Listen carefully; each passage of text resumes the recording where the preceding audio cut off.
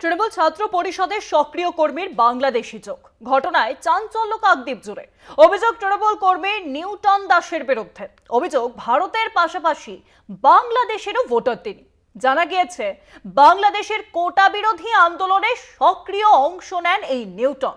Viral হয়েছে পুলিশের সঙ্গে ধস্তাধস্তির ছবি পর্যন্ত। প্রশ্ন উঠছে কিভাবে এই ব্যক্তির ভারতের ভোটার হলেন। ইতিমধ্যেই কাকদ্বীপের মহকুমা শাসক ও নির্বাচন কমিশনে অভিযোগ জমা পড়েছে, চলছে তদন্ত।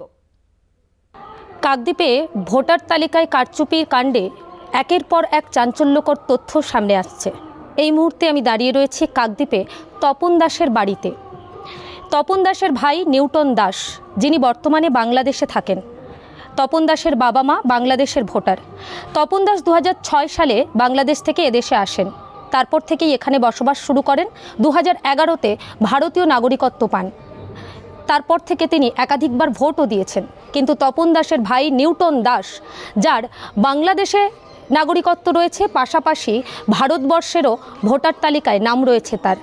একজন ব্যক্তি দুই দেশের নাগরিকত্ব কিভাবে পেতে পারে তা নিয়ে তো একটা বড় প্রশ্ন থাকছে। অ্যাকচুয়ালি ও এসেছিলো 2000 করোনার পরে এসেছিলো, ঠিক আছে। আমার ছোটো ভাই হয়, ঠিক আছে।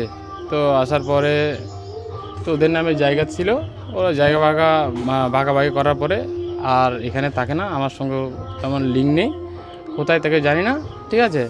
এখন শুনতে পাচ্ছি মাঝে মধ্যে বন্ধুবান্ধবের কাছ থেকে শুনতে পাচ্ছি বাংলাদেশে থাকে। নিউটনকে আমি চিনি, এখানে আমাদের ভোটার, সুভাষনগর প্রথম ঘেরির ভোটার। কয়েক বছর আগেই আমাদের সঙ্গে ভালোই সম্পর্ক ছিল। ছেলেটি ভীষণ ভালো, তার ব্যবহার আমাদেরকে মুগ্ধ করেছে। তপন দাস তার ভাই, ওর বাড়িতেই ও থাকতো এসে।